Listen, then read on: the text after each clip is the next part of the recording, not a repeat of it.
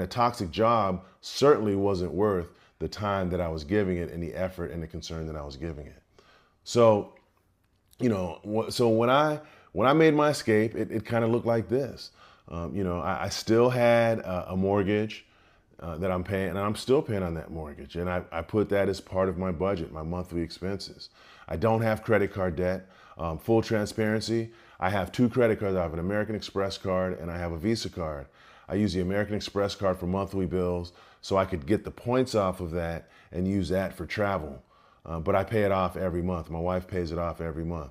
And I have a Visa card because, quite frankly, some places don't, a lot of places don't take American Express. So I wanted to just make sure I had another credit card. And I have my debit card so I can get cash from the account.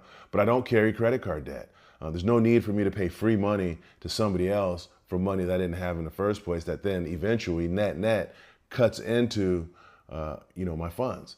I built up my retirement account and my cash reserves. I looked at, let me just start pumping money into my retirement accounts because I knew that once I retired, I was not going to go back, and making sure I had cash reserves. So in the event that I made a mistake in the short term with my retirement budget, I had a little bit of a buffer. I have a little bit of a buffer to manage because, the reality is when you retire, life still happens. And I wanted to make sure that I was there.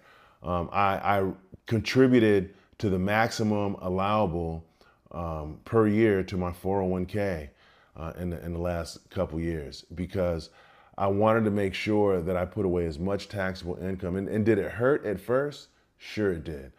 I had been putting away quite a bit, but when you start looking, when you turn 50 and you start looking at catch-up contributions, you can put in a little bit more. And I just hadn't been putting in that much up to that point. But then I had to ask myself, do I want to be happy now and have everything I want now, or do I want to have a life where I have the freedom and am able to do the things that I want to do, or nothing at all going forward? So I made that sacrifice.